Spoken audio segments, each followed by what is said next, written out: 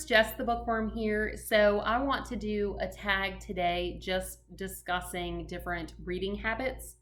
There are like 11 questions. I'm going to try and go through these semi-quickly, so this isn't a terribly long video.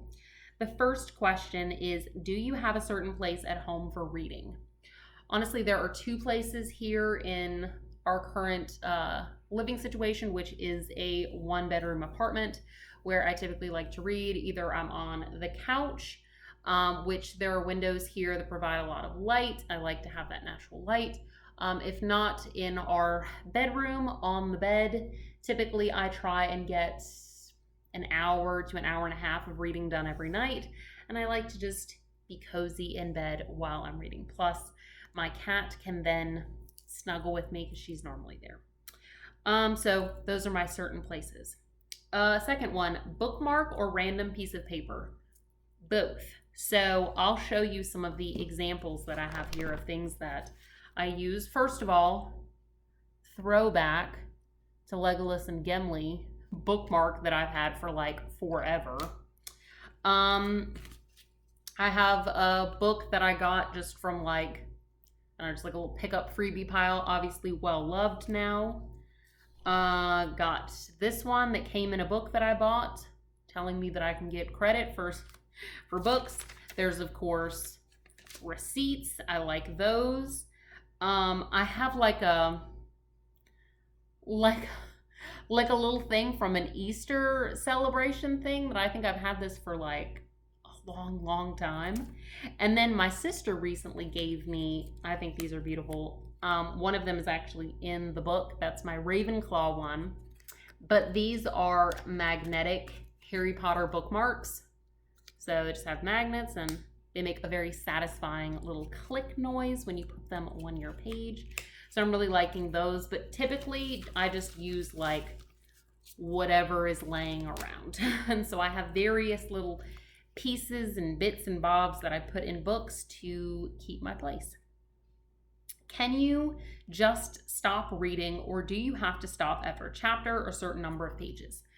I can just stop reading. I find that when I'm reading at night and I'm starting to get tired, if I'm finding that I'm having to go back and reread to like understand something, then I'm like, okay, it's time to just hang it up. Now, I cannot stop if, like, for an example here, if I have this book, which is The Phantom Tollbooth, one of my favorites as a child, if I'm reading this, I can stop anywhere on this left page, but I cannot stop on this right page.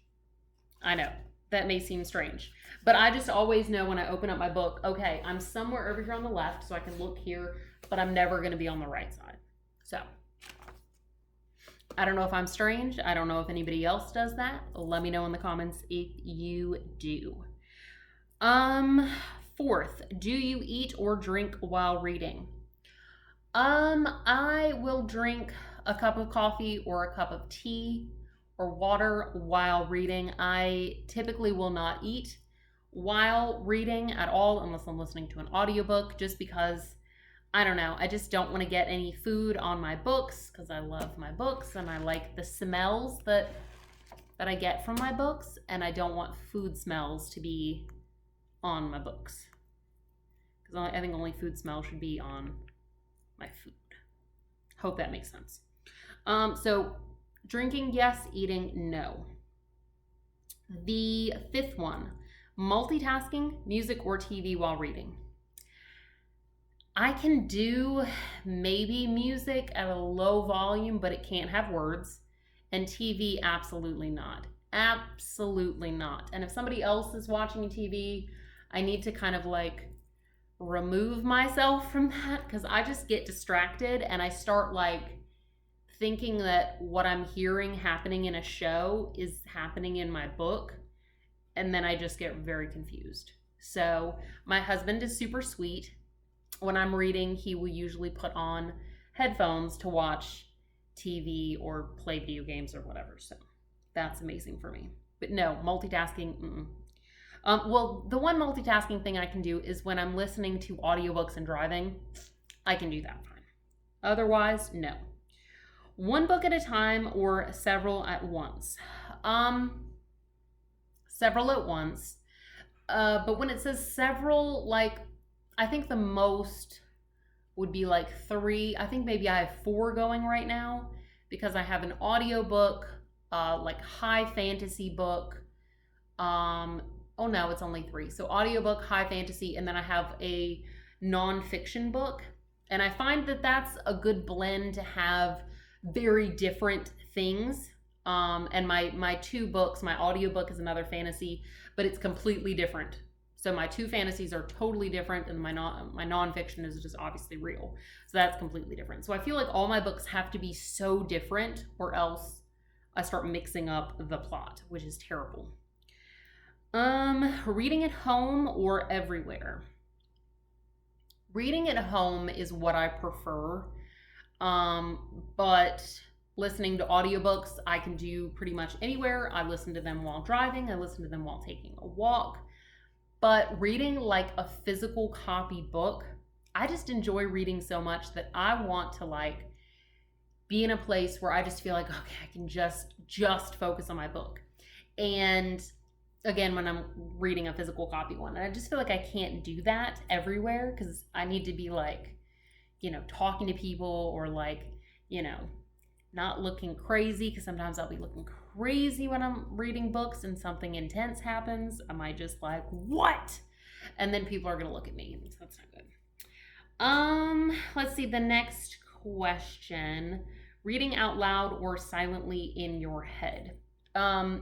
Reading by myself, I like to read silently in my head, but I do really enjoy reading out loud as well. I'm a teacher, so I enjoy reading books to the class and just experiencing it with them. Today, earlier, I'm not currently a teacher this year. You can watch another video to see why. It's just moving across the country. But anyway, I'm a teacher assistant. And today I got to read a lot of a story out loud to a student. The story is called Thank You, Ma'am. I love reading that one out loud because the main character, Miss Luella Bates Washington Jones, is so sassy and just amazing. And she reminds me so much of like just the most amazing grandmother in the world. And it's so awesome to read that one. So if you haven't read Thank You, Ma'am by Langston Hughes, read it. It's amazing. It gives you all the feels.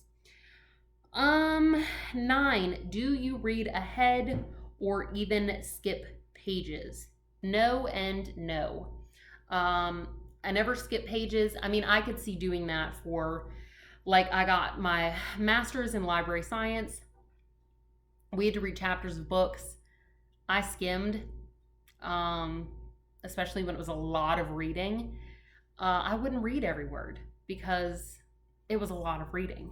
And I was doing it online, and it was just a lot of by myself, and I could digest what I needed to digest by skimming, so I did that. I never skip pages or read ahead when it comes to like something I'm reading for enjoyment, unless, okay, let me be real with y'all.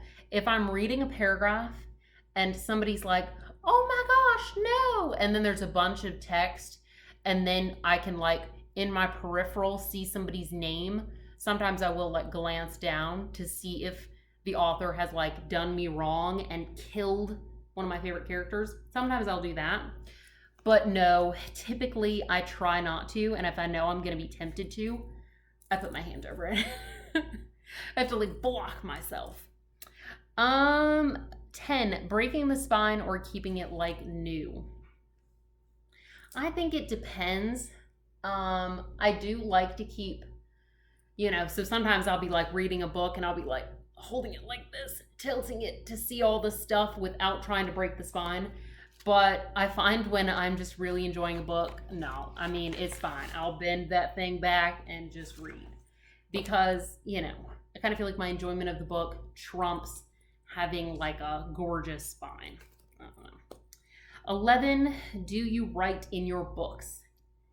Usually not, but as a teacher, I do find that sometimes annotating my books for lessons that I'm going to do with students is very, very helpful. So that way I don't just read and blow through a bunch of points that I wanted to make just because I'm like having fun reading. And also I'm reading a dense nonfiction book right now that I want to be able to speak with like at least some knowledge that I know what I'm talking about on a video. So I'm breaking that one down and writing in the book, which really pains me because it was quite an expensive book, but I feel like it's totally necessary sometimes when you have very dense material to, you know, just get out those pieces that are super important. So that was the reading habits book tag or reading habits tag. And I guess I'll put those questions down below in the video where I got the questions from. And if you guys are enjoying my bookish ramblings, please like and comment and subscribe, and I'll see you next time. Bye.